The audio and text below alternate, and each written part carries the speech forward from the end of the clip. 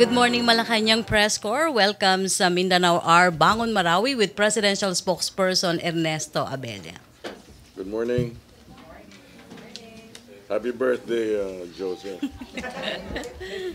To give us a few updates this morning on Marawi, we have Ase Kristoffer Purisima and Major General Restituto Padilla. We'd like to begin first with sa inyo. Okay, sige. Members of the Malacañang Press Corps, good morning. For our update for today, first off, I'd like to provide you mic test.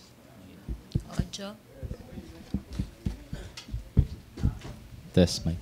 Okay. So I'd like to provide you a brief statement from the Armed Forces of the Philippines. On behalf of our Chief of Staff, General Anyo, and the men and women of the Armed Forces, we'd like to convey our profound thanks for all those who have expressed their congratulations to our troops. As you might have heard, our operations in Marawi continue to progress positively. And the successful operations conducted yesterday, early dawn, was one of the most positive developments that we have ever had in the last number of months. But this does not signal the end of the hostilities nor the end of the fighting in Marawi, because there still remains to this date a space occupied by armed elements and the existence of hostages. The number of hostages that has been announced yesterday remain to be at about 20, which includes women and children.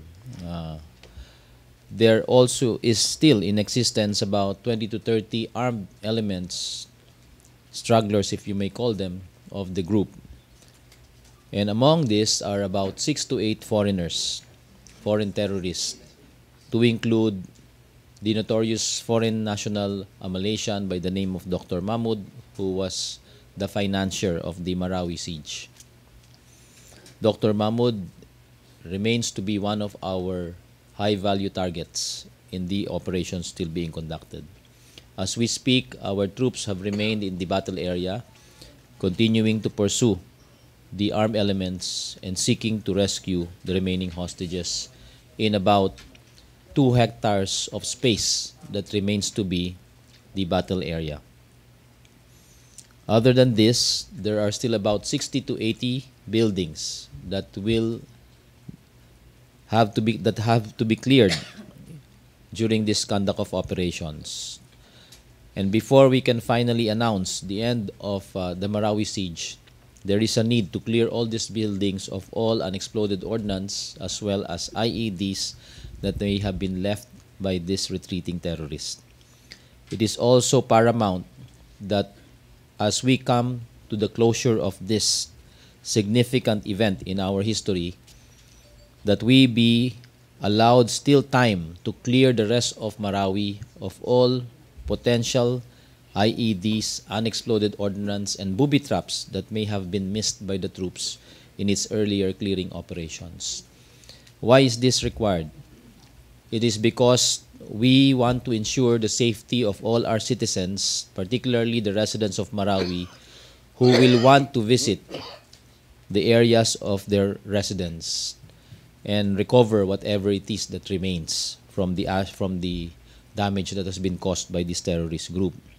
And for that to be allowed, it must be clear, and we must be 100% sure that no bomb, no IED, no booby trap is left in these areas.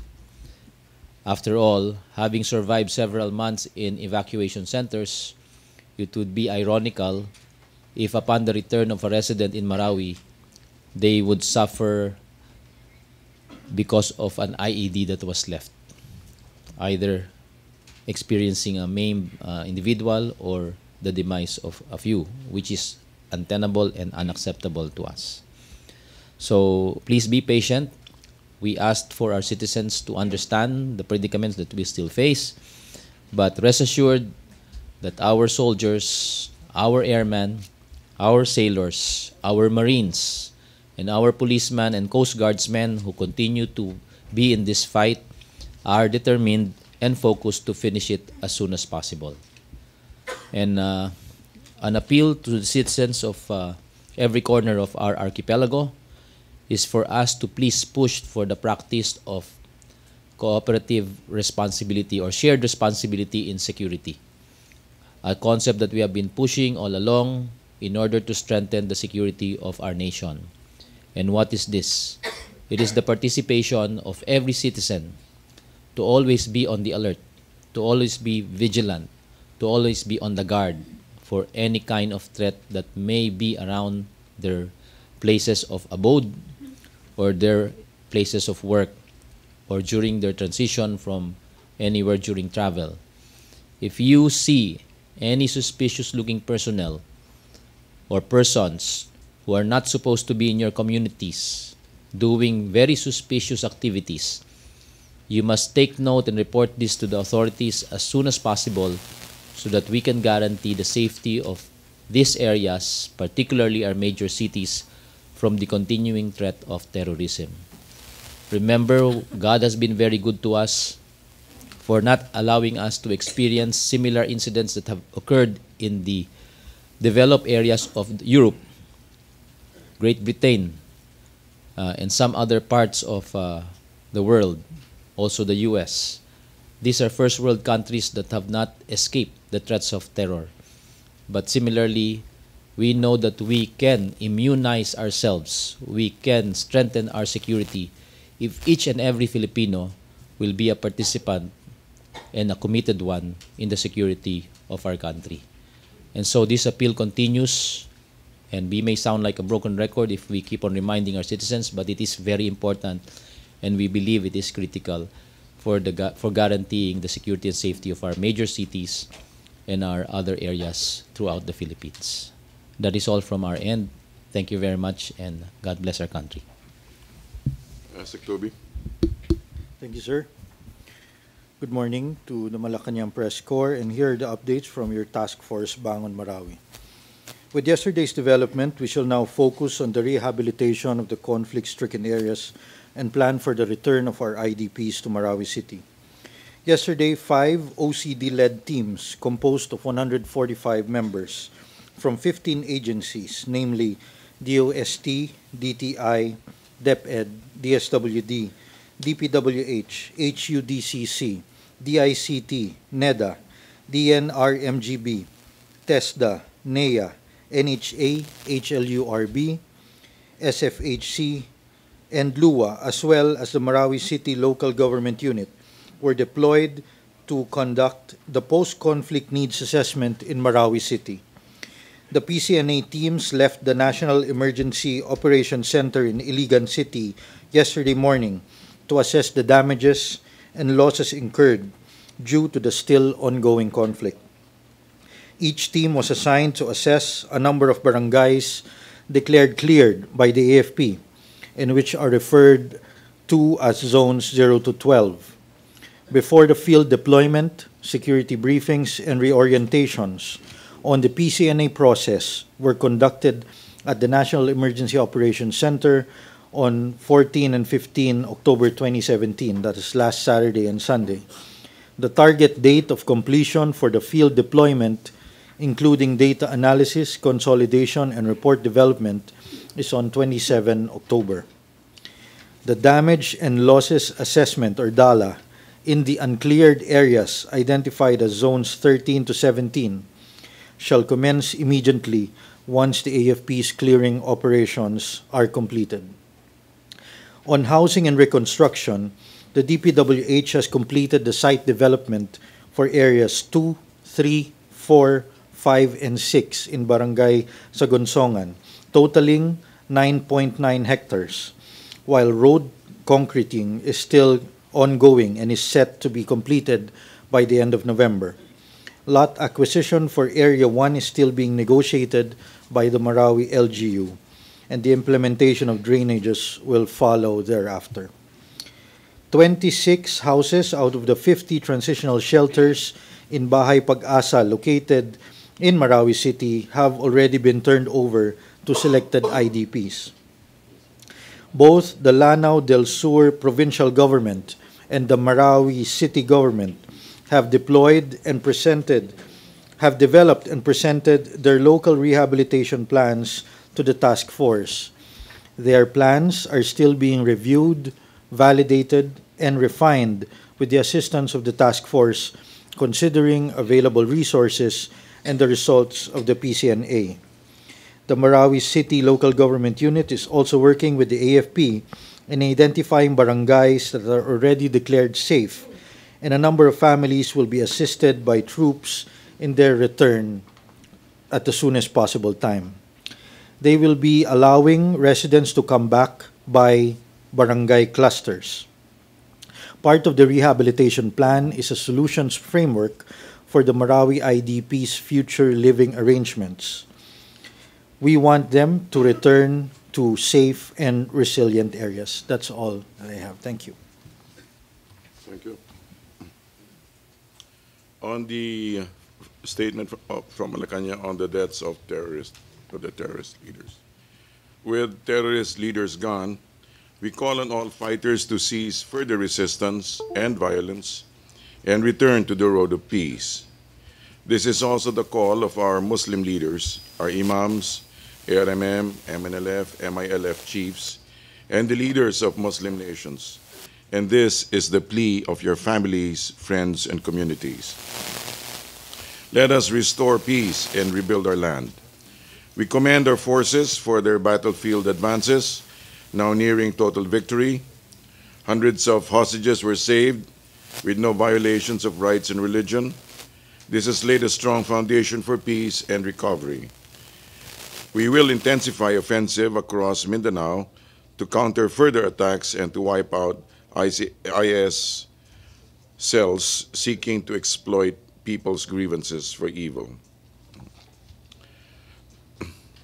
On another note, on the BOC's highest cash collection for the month, we commend the Bureau of Customs BOC for achieving its highest cash collection for a month, amounting to 39.545 billion for the whole month of September. This shows the remarkable progress we made in increasing government revenues with the increase in valuation, along with capability upgrade and accountability mechanisms in the country's second largest revenue-generating agencies. We assure the public that the increase in BOC collections will go a long way in supporting the government's program to enhance spending on crucial infrastructure development and social services to sustain the growth of our economy in order to provide a comfortable life for all Filipinos. We are open to a few questions. Question on Marawi first.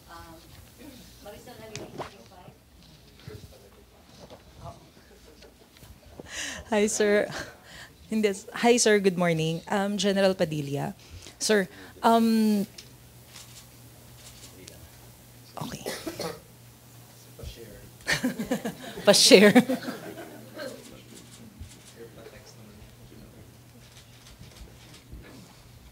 Okay. Yes, ma'am. Sir, baka i-share niyo sa amin yung info? Unfortunately, I can't. Sir, you mentioned This is the menu earlier, for your birthday, by the way. you mentioned earlier na kasama po sa high value target si Mahmoud. Aside from him, sino pa po yung mga considered as high value target in Marawi? Right now, to my understanding, he is the one that is prominently on the list and no one else. And you mentioned na meron pa pong mga foreigners na Yes. naroon aside from Malaysians. Ano pa po yung ibang mga nationalities? Majority of the foreigners have been Indonesians and Malaysians. And sir, yung pong bounty na in-offer ng US at saka po ng Philippine government, kanino po siya mapupunta? Dalawa po kasi yung sources na yan. Tulad ng sinabi nyo, may nakalaang pondo ang Estados Unidos para sa pagkahuli o pagkamatay ni Isnilon Hapilon at ito'y nasa halaga ng $5 milyong. At ang ibang reward ay nilaan ng ating pamahalaan para naman sa dalawang ito na napatay. Kay Hapilon, I think 10 million yan. At kay Omar Maute, na nasa halagang 5 milyon kung hindi ako nagkakamali. At dinagdagan pa ito ng tig 5 milyon ng ating mahal na Pangulo kung aking maalala yung kanyang anunsyo noong mga unang buwan ng laban. Yung mga reward na ito, na nakalagay na dyan sa ating wanted list ay nasa pangangalaga at desisyon ng tinatawag na Joint AFP-PNP Rewards and Valuation Committee. At itong committee na to ang siyang mag-check ng basis ng pagbigay na yan. At kadalasan ito po ay nakalaan para sa mga informante at mga ibang tumutulong na mahuli po ang mga high value targets. So, ito po ay kontra dun sa paniniwala ng ilan na ito po ay para sa sundalo o sino mang nakapatay sa mga high value targets na ito. Yan po ang sa parte po ng ating pamahalaan. Pero yung bibigay po na reward or motivation na binigay na halaga ng ating mahal na Pangulo, yun po, pwede po ibigay sa tropa yon. Mukhang binanggit niya rin po yun noon. Pero yan po ay nasa ilalim na ng OP para pagdesisyonan. Pero yung sa nakalagay po sa mga wanted posters na may halaga, yan po ay idinaan sa isang proseso na tulad ng aking nabanggit ay kinakailangan suriin ng rewards validation committee na kinabibilangan ng ating PNP Director for Intelligence at saka ng J2 ng Armed Forces of the Philippines. May committee po yan at may mga lawyers po dyan upang i-weigh yung mga kinakailangang tingnan para ma-check kung totoo po ba na itong mga nasa wanted list na ito ang mga taong namatay sa bakbakan at kung sino po talaga ang nakapagbigay ng pinaka-importanting at partikular na impormasyon na resulta sa pagka-neutralize ng high-value targets na ito. Yung sa Estados Unidos naman, hindi po tayo ang may control niyan at sila po ang magdedesisyon kung kanino ito ibibigay. So, hindi ko po masasagot ang bagay na yan at mas maganda pong tanungin sa ating embahada dito ng Estados Unidos nang sa ganon makuha nyo yung tamang sagot. Yung isa pa po nating naisidagdag dito ay simulat sa pool na nagkaroon ng kaguluhan sa Marawi, kailangan po maintindihan ng ating mga kababayan na hindi po pumasok sa isipan ng sundalo ang rewards o anumang gantimpala. Ang kanila pong ipinunta sa Marawi ay upang labanan ng isang banta ng terorismo at mga armadong grupo na naghasik ng kaguluhan at ito po ang kanilang pakay na maibalik sa normal ang takbo ng buhay dyan sa loob ng Marawi. At yan po hanggang sa ngayon ang sinisikap ng bawat sundalo natin na nanggagaling sa Philippine Army, galing sa Philippine Air Force, galing sa Philippine Navy, at sa PNP at sa Coast Guard. Sir, just a clarification. Yun pong sinabi nyo na part nung promise ni Presidente na ibibigay doon sa mga sundalo, ano pong bahagi yun? Ano po yung Actually, mapupunta yun sa ay informant? parang motivation din sa sinong makakatulong.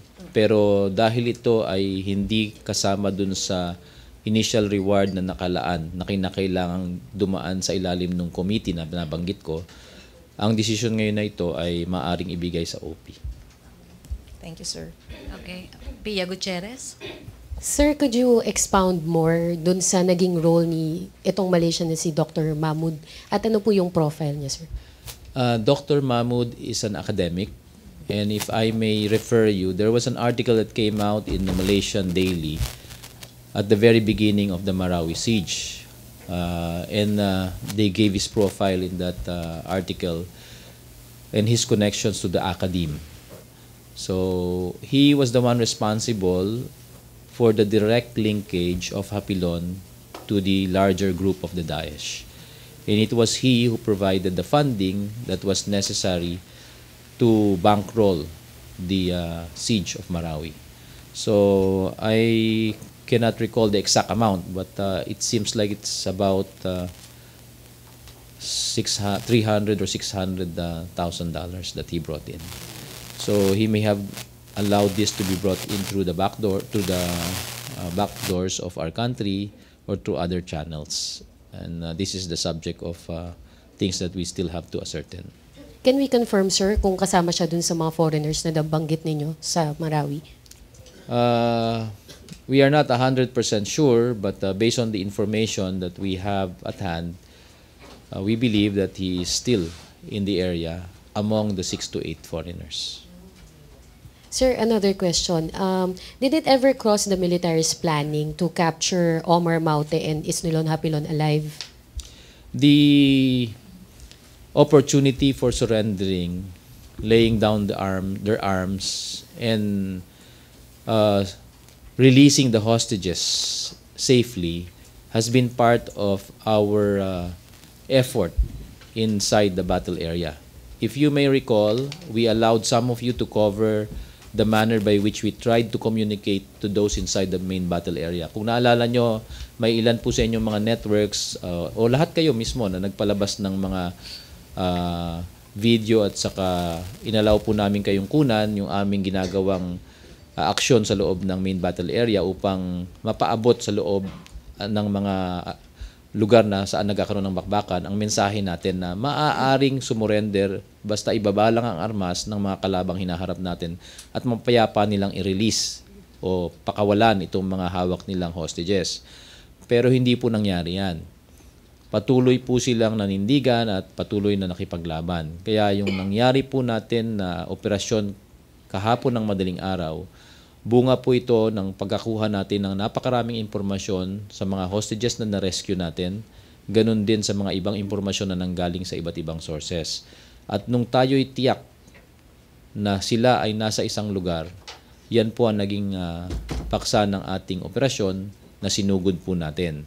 At dun sa ating pagsugod na yan, lahat po ng naiwan sa loob ng building na yan na kalaban ay nag-offer ng very stiff resistance. So kung nagsimula ang bakbakan ng 2:00, mga ilang oras pa bago ganap na na-secure yung buong gusali kung saan sila naroroon.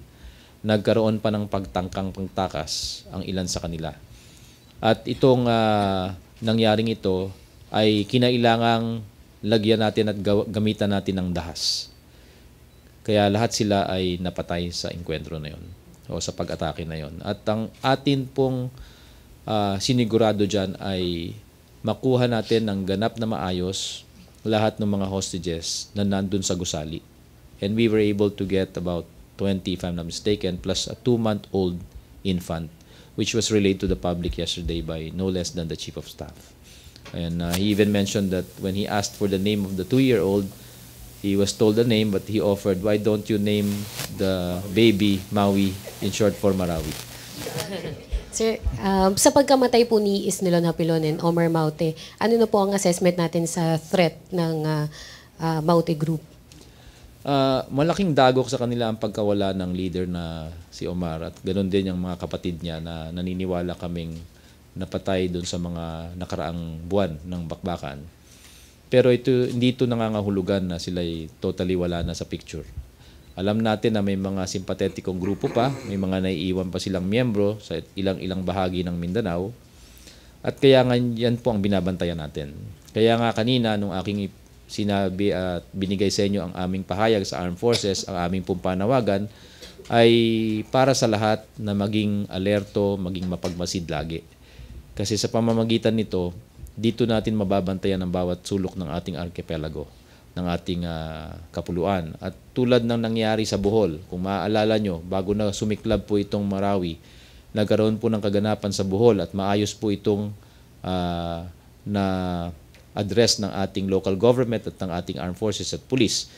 Ang pinaka-key ingredient o pinaka-importanting parte po ng maayos na operasyon na yon ay yung pakikipagtulungan ng bawat mamamayan na nandun mismo sa Bohol. Kaya ganun din po ang ating panawagan sa lahat. Kung nais po nating maging ganap na maayos ang ating seguridad sa bawat sulok ng ating kapuluan, kinakailangan po ang bawat Pilipino naiintindihan nila yung malaking bahagi nila dito sa gagawing pag-cover ng security ng ating bansa.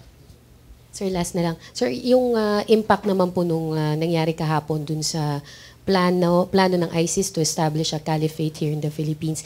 And also, sir, pahabol na tanong, si Dr. Mahmoud na daw po ba yung next emir ng Daesh sa Southeast Asia kapalit ni Isnilon Hapilon?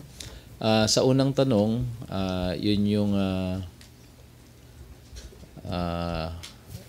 i-address yung impact, sir, impact no, sa ISIS, no, sa grupo.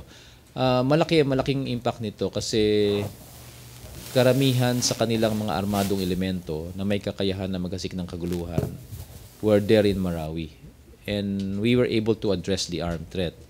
But as I mentioned earlier, there still remains a part of the network that continues to exist in other parts of Mindanao like Jolo, Tawi-Tawi, Basilan, and other parts of Lanao as well as Maguindanao and Cotabato, which needs to be addressed continuously for that threat to be managed. So, yan ay isang bagay na tuloy-tuloy nating imo-monitor, tuloy-tuloy nating proactively gagawa ng paraan na i-address.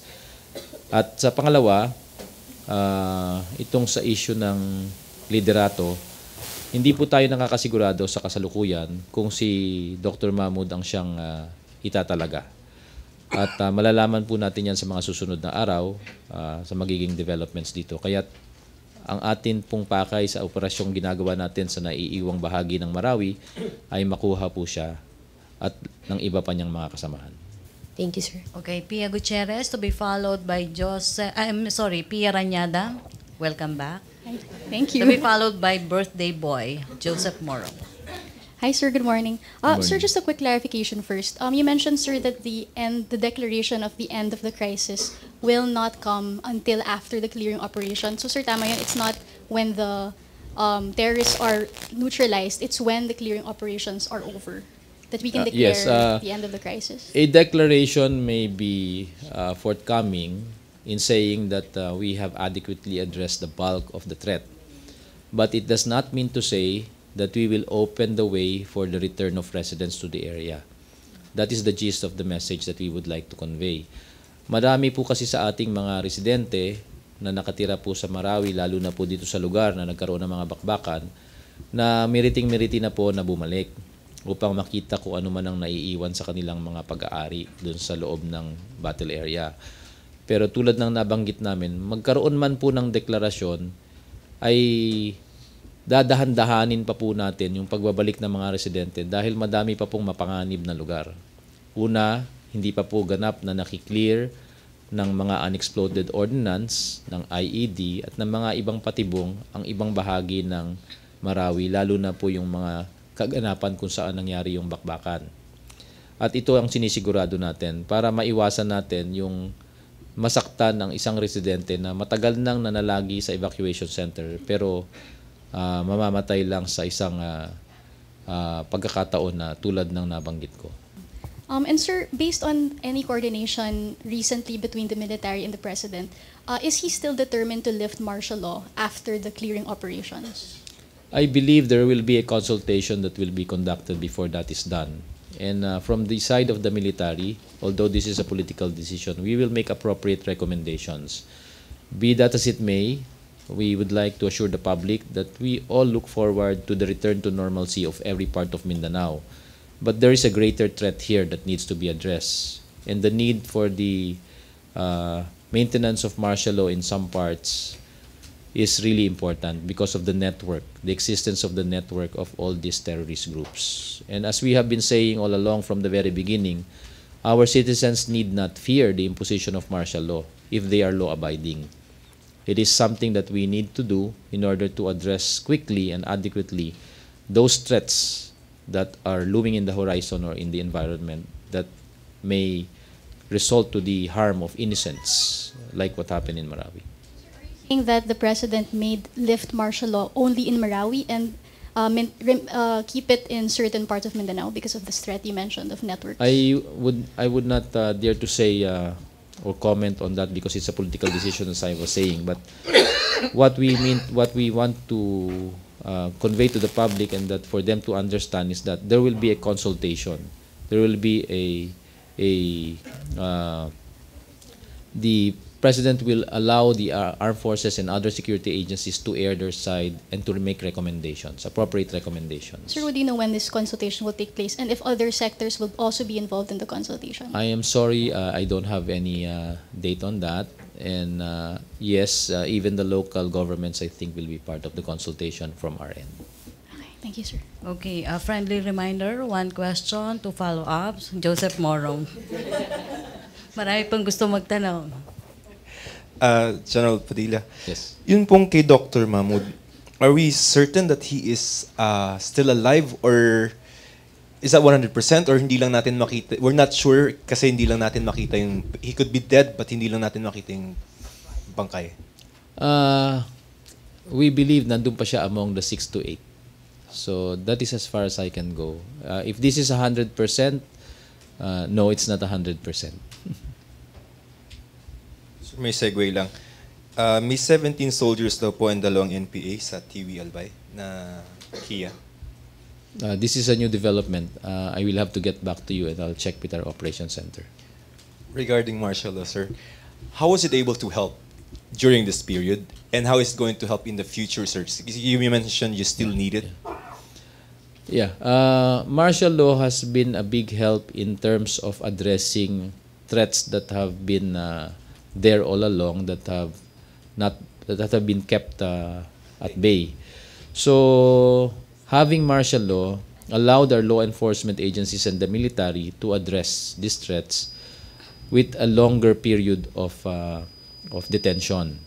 So if there are people who have been suspected to have been part of the rebellion, an arrest could be effected and they could be kept in custody for a longer period of time than the ordinary circumstance, which allowed our troops and our lawyers and other agencies of government to build up their cases and file their cases in the appropriate courts. This is the only difference during normal times, and this period of time is very important because I'd like to bring the public's attention to the other laws within our region. You may want to take a look at the laws of the Internal Security Acts of Singapore, of Malaysia, and other countries in the region who have a very robust structure for security against terrorism. These are things that we need to adapt, and that is why we have made a call on our legislators to review the Human Security Act and hopefully make it stronger so that we can guard our nation from the threats of terrorism. Okay, last 3 questions. Bago, Sheila magtatanong. Sheila Frias, IBC. Hi sir, quick lang po na follow-up nung kay Dr. Mahmoud.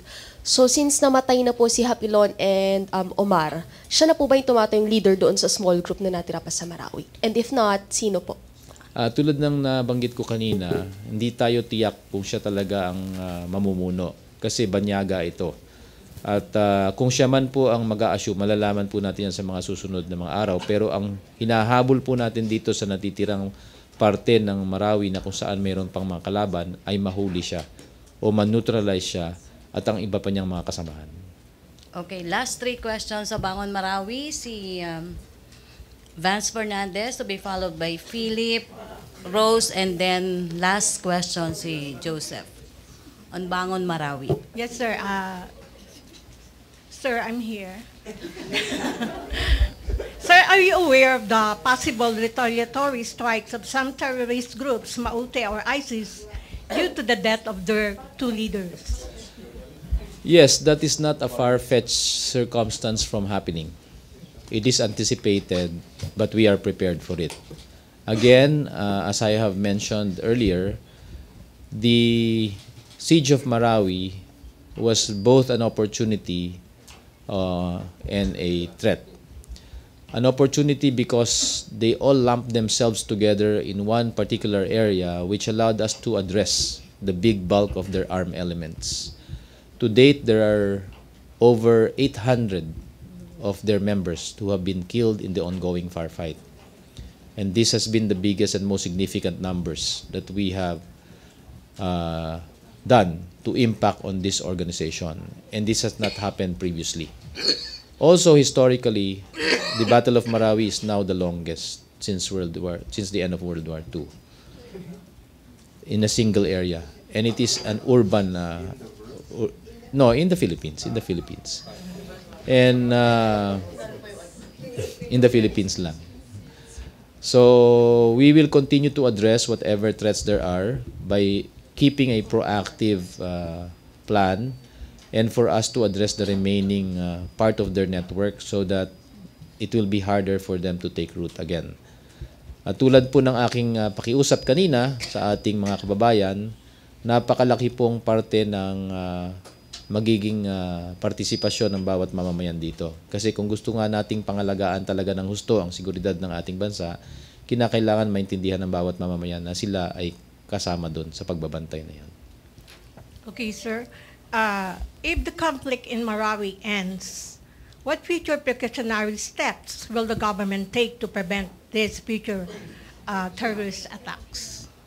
Again, a big bulk of the efforts that must be undertaken will enter into the area of countering and preventing violent extremism, because most of the efforts that have been done by this group has been to entice people, especially the young, to go and adopt violent and radical ways. And this is something that we must guard against. And if I may refer you to some of the comments from some of our local executives who mentioned that it is not really the people who have been the biggest victims of this ongoing problem. What became the biggest victim here is their own religion, Islam. Kasi na lagay sa masama dahil sa mga ginagawa ng iilan lamang. Kaya ito'y bagay na dapat i-address natin at ito ang bagay na ginagawa natin ngayon ng tamang programa upang una, mailagay sa ayos ang tamang pag-iisip kung ano talaga ang Islam. At yan po ang ginagawa ng ating mga leaders dyan. Nagkaroon po ng meeting ang ating mga ulama at mga madrasa at pinag-usapan po nila ito. At ito isang bagay upang lahat po ng mga kapatid nating Muslim ay natuturuan ng tama yung moderation at saka hindi radikal na pamamaraan. At mailagay sila sa tamang pag-iisip na malaman nila kung sila na ay ini-entice o hinihikayat na pumunta sa mas mapusok na mga pamamaraan kasi hindi po yun ang tamang landas. So yan po yung mga bagay na malaki ang parte na ginagawa ng ating mga kapatid na Muslim na sila mismo ang magsasagawa nito at tutulungan po ng ating mga kasamahan sa Armed Forces at ng buong bansa ng ibang ahensya upang maisulong po itong mga programang ito. Philip Tubesa. Good morning, sir. Could you tell us kung ilan po yung remaining fighters dun sa sympathetic groups ng Maute in other I provinces? don't have the exact numbers, but there have been a number of groups, some of them as few as 5, who have pledged allegiance to the Daesh. And these are the groups that we are closely watching. One of the most prominent group that have had the capability is the BIFF in certain parts of Maguindanao. Talking about the capability, meron po ba silang, how would you describe their capability to launch another? Most a of similar the type? existing capabilities that can have an impact on our security are in similar incidences like what happened in Davao and in Cotabato continuously, yung pagbobomba ng IED, panghaharas ng ating mga communities, ng ating mga tropa, ng ating kapulisan. Hanggang doon na lang po muna. At hindi na po nila kaya ang malawakang pag-atake tulad na nangyari sa Marawi. The President po kasi mentioned about possible attacks sa Isabela Basilan, Zamboanga, and another major urban area daw po. Yes, this has happened already. In fact, there were attempts already and we lost our kababayans, our mga civilian supporters natin sa mga lugar na ito, lalo sa Basilan, nung ng bomba po through an IED sa isang lugar. Alam niyo po yan. So ganitong mga klaseng insidente po ang ating binabantayan at kung mapapalaki man ito ay dapat makuha natin kagad at malaman natin sa pinakamadaling panahon. Kaya nga ang aming panawagan is for each citizen, sa bawat mamamayan na maging bahagi. Kasi kung sila ay nag-aantabay at lahat tayo ay nagbabantay, mas mapapabilis nating malulutas yung problema. Thank you, sir. Okay. Rose Novenario, last 2 questions about Bangon Marawi. Hi, good morning, sir. Yes, Rose. Sir, kasi ilang beses na po sinasabi ni Presidente, yung ugat po nitong Marawi siege ay narco-terrorism. Nung pagdeklara po ninyo ng martial law, meron po kayong inilabas ng mga arrest order para po sa ilang alleged narco-politicians.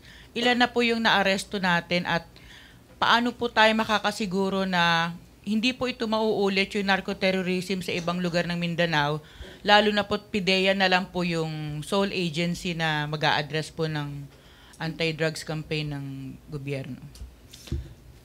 May mga patibay at senyales at mga nakita tayong mga proof sa Marawi nung sa patuloy nating bakbakan, ano, na nag-i-indicate nung sinasabi mo. At dun sa mga arrest order na nailabas, 2 po ito, sa mahigit 300, na-aresto po natin ang humigit kumulang mahigit 100 at na-file ng kaso at ngayon ongoing ang kanilang mga kaso for more than 60 individuals na nasa korte ngayon. Yung mga kaso na yan, may iba po dyan na kasangkot po sa droga, hindi lang sa rebellion. Multiple cases na po yun. And we hope to address that because if government communicates a firm resolve to address these problems, I think those who are in the business will want to lie low already, and hopefully we can determine where they are and find where they are and address them. And in PIDEA's efforts to address this, the AFP remains to be a strong supporter because in the events that we are needed, we always provide and we are always there with them. Last na lang po. Tingin niyo po yung inaasahang pagtatapos ng martial law sa December 31 ay magiging sapat po yung panahon para ma-address po yung problema ng narco-terrorism po sa Mindanao? Mahirap po magsalita ng patapos pero sisikapin po natin na ma-meet yung deadline na yan upang ma-address una yung network ng terror, lalo na nakaugnay dito sa grupong ito na nandyan sa Marawi, at pangalawa yung sinasabi niyong problema sa narco-terrorism. Thank you, Rose. Joseph Morong. Microphone. Sir, just so we have this straight, no? What was really the root cause of the Marawi conflict? Was it drugs or was it terrorism? Well, kasi yung initial, di ba? We wanted to effect a warrant of arrest against Isnilon because biglang nalaman nyo na nandun. So you inoperate. And then that kind of changed along the way. I think the very root cause of that was the allegiance to the Daesh, and that is terror-related. So, monetarily, they may have been motivated by whatever support that may come from this larger group. That could be one. But I would not say that's the only one. So, essentially, the root cause would be terror itself and the push for radicalism and extremism coming from the larger group of the Daesh or the ISIS. So, the consequences or the impact on narco-terrorism was something that was a revelation when we were inside Marawi itself already because of the evidences that have been culled and seen in the area itself as proof of what the president was saying. So this is something that needs to be followed through. This is something that needs to be investigated, and we are doing similar efforts after hearing from PIDEA in certain parts of Mindanao where we have been supporting them. And how is that so, sir? Funding? Funding from the larger terror groups. So remember the linkage of these groups to other terror groups previously. They were not Daesh yet. They were part of other like private armies and other previous terror groups that have in comparison been much more moderate than what they are now. Sir Toby, it's your time to shine. Sir, magkano yung gagastusin natin for rehabilitation? And sinabi na kanina, we won't be able to allow muna the residents to return. So, first question is, how much are we going to spend for the rehabilitation? And second, how soon can we see the residents returning to their homes in Marawi? First, as to how much. The government has allocated 5 billion this year and for rehab, and 10 billion next year. I mean, perspective, 10 billion next year if the budget is approved as proposed, no? But as to the total amount, wala pa tayong total figure kasi nagsisimula pa lang tayo ng ating assessment. At hindi pa rin natin alam yung actual na panahon or time frame ng pagbabalik talaga ng ating mga IDPs sa Marawi. Kasi pag sinabing pagbabalik doon, permanente yon. So, mahirap magsabi niyan dahil kakatapos pa lamang. In fact, hindi pa talaga tapos. Certain areas pa lang ang cleared. At may clearing pa sa ilang clusters ng barangays, no? Pero ang alam natin, as soon as cleared na yung additional clusters of barangays or zones na tinatawag, pupunta na ang ating mga assessors doon para mag-assess ng damage and losses. At base doon, gagawa na tayo ng comprehensive rehab and recovery program para alam na natin ang total na resources na kailangan para dito. Ngunit this year at next year, meron na tayong identified sources, identified amounts, 5 plus 10. But of course, this is not enough, no? At patuloy pa tayong maghahanap, of course, with the aid of our budgetary agencies, kung paano pa natin ito madadagdagan. For both you and General Padilla, how much have we spent so far for Marawi in terms of the operations? We have not quantified all that we have spent for this particular battle, no? But be that as it may, it is running already in the billions of pesos, because what we have spent initially have been contingency funds from the services. In fact, the ordinance that we have dropped inside Marawi have been more than those that we have used in Zamboanga and elsewhere. And of course, we have to replace this amount of ordinance from among our stocks. And that is the subject of our request for funds right now. So, hindi ko lang ho alam eksakto kung ilang bilyon na, kasi hanggang sa ngayon ay patuloy pa rin ang labanan at ginagawa pa rin itong pag-quantify ng lahat ng ginastos natin. Initially, nanghingi po tayo ng halos mahigit 2 bilyon na. Initially, 2 bilyon. Noong nagkaroon po ng budget hearing, yan po malamang ang mapagbibigyan, pati sa karagdagang 1 bilyon mahigit pa. So, yes, and I guess this is best checked with your beats at Congress during the budget hearing, because this was subject of the discussions then. But hindi po ito ang kabuuan ng gastos. Tulad ng sabi ko, dahil patuloy pa yung nangyayari ngayon dyan, kina-quantify namin to on a daily basis. Okay, sir, thank you. Okay, thank you, Joseph. 10 minutes sa the other issue. JP Bencito.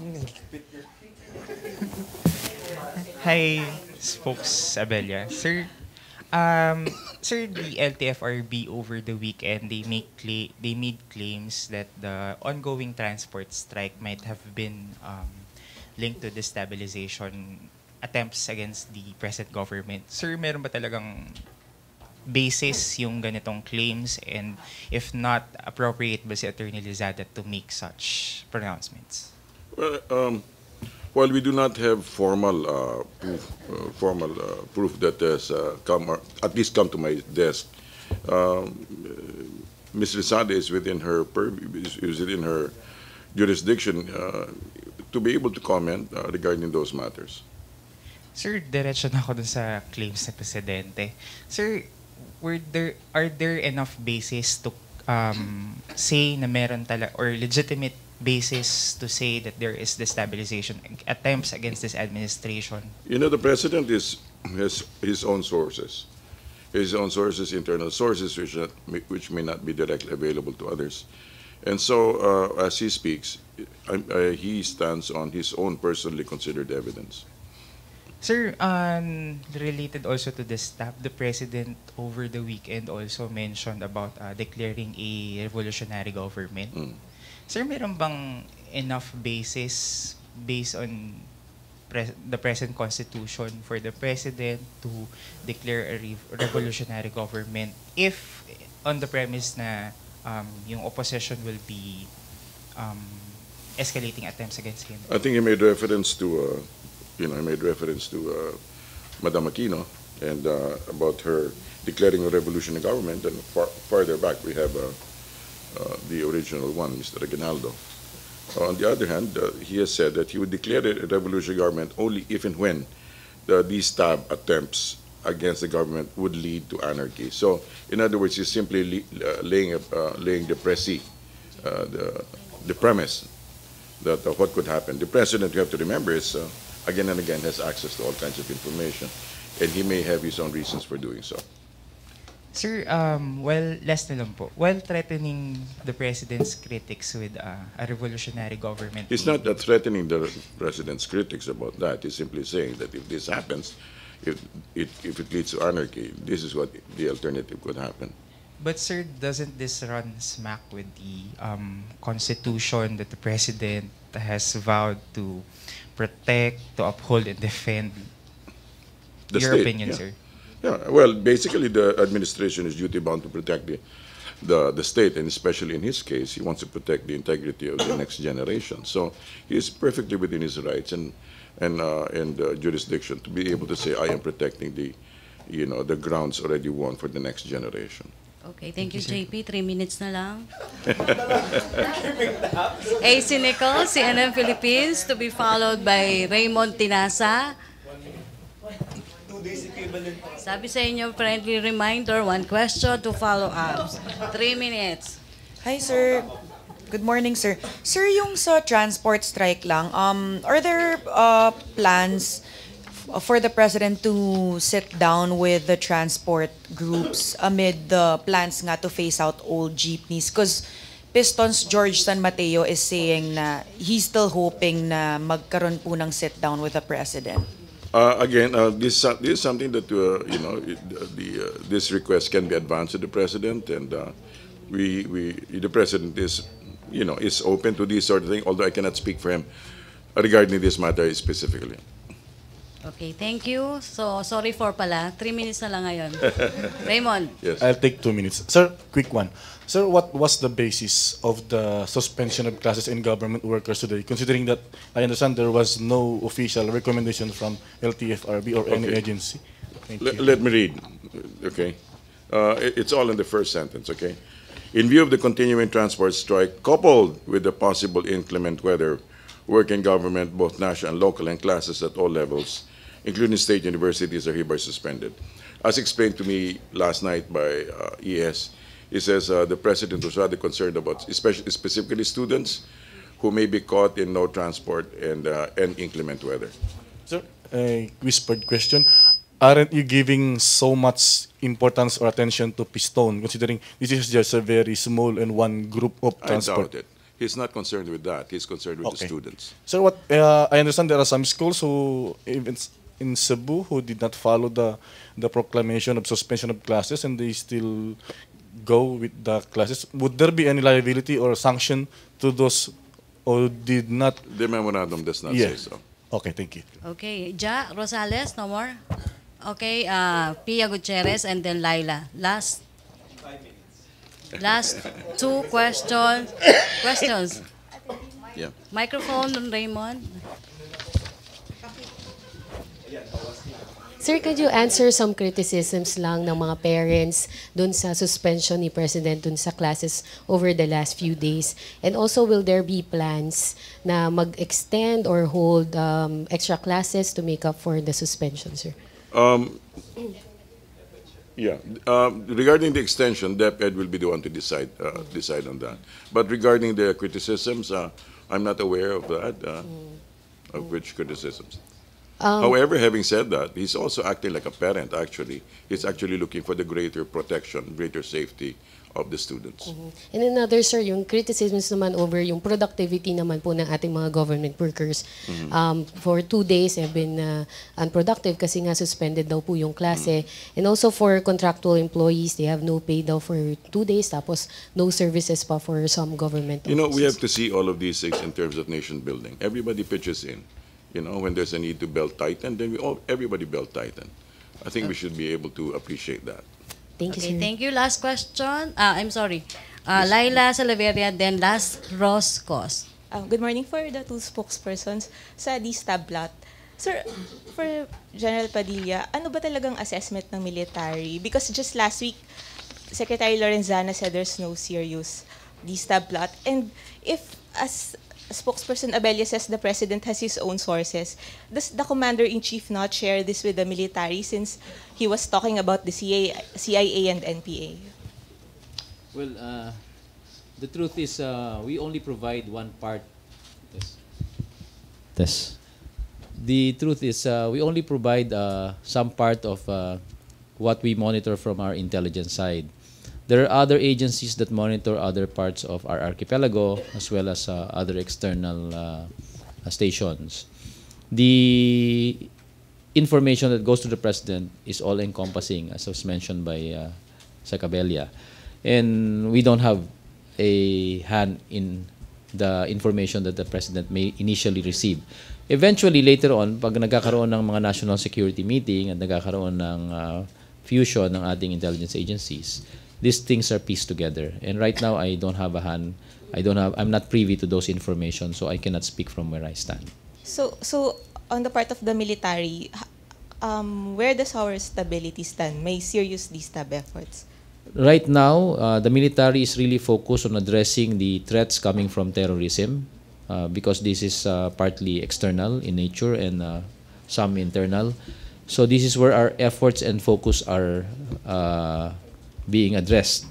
And as to other parts of our archipelago, like other threat groups, we have minimal monitoring at the moment. But we do keep on monitoring, and this is in partnership with the local police of every area. Like in the area of the NCR, our intelligence agencies are close partners of the police in terms of monitoring. So far, based on the last assessment na nakita natin at yung binanggit din ni Secretary Lorenzana the other week, wala kaming nakita doon na major threat pa. So I don't know how much evolved the other threats have in the last few days or the last weeks. Then other agencies may have to answer that. Sir, yung nababanggit po ni Presidente na CIA and NPA, wala pa siyang forward sa inyo? Wala pa po. As far as I'm concerned, wala pa po. Abella, sir, why is that, sir? Bakit hindi pa po sinishare ni Presidente sa military? It's his nature of, it's a style of governance. You know, as he said, he's like he said, he keeps his cards very close to his chest, and he listens. This is not to say that it's both a one-way, except that he's quicker to listen than to share. But sir, he mentioned it publicly already, so That? The CIA and NPA threats, he talked about it publicly, so why doesn't he order the security forces regarding to address this? whether after that statement, whether he shared it or not, I'm not privy to. You had a question about NPA? NPA, sir, may... Yeah, the NPA is something that we continuously monitor. And many of the threats that they pose is really still in existence. Totoo po yun. Kasi ang NPA po, laganap ang kanilang network, hindi lang po sa Mindanao.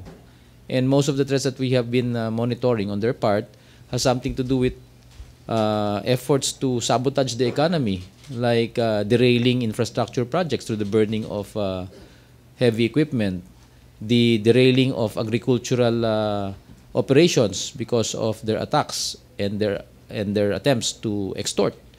So this is part of economic sabotage, and this is something that impinge on national security. Pag pinababagsak nila ang ating ekonomiya, sino maapektuhan? Di yung mga ordinaryong mamamayan na umaasa sa kanilang kinikita sa araw-araw, lalo na sa mga farmers natin. And this is something serious. Kaya nga nabanggit din ng ating Chief of Staff recently na tapusin lang natin itong Marawi dahil ito yung pinaka-serious na banta. Pero pagkatapos niyan, all other threats we will focus on, we will address. And the NPA is part of it. Okay, thank you, Laila. Last question, Roscos. Hi sir, kay Yusek Abella po regarding sa transport strike. Sabi po ng Piston, hindi po ito yung huli nilang nationwide transport strike. Magiging normal or kostumbre na po ba ng Malacañang na suspindihin ng klase tuwi po tayong merong nationwide transport strike? There's no assumption regarding that. Sir, as early as March po ay nabanggit niyo po na gusto pong makipag-usap ni Pangulong Duterte sa mga transport strikers. Pero... I don't know the word is gusto, but I'm sure, like I said, apparently, if I remember my statement right, that he may be open to that aspect. Ano po ang naging mga balakid kung bakit po hindi natuloy yung pakikipag-usap ng Pangulo sa transport strikers? Hindi ko po alam kung meron bang intention to be invited. You know, I don't know the exact process that happened, but like I said, he may be open to that. Okay, thank you. I'd like to make an announcement. As of 17 October, day 148.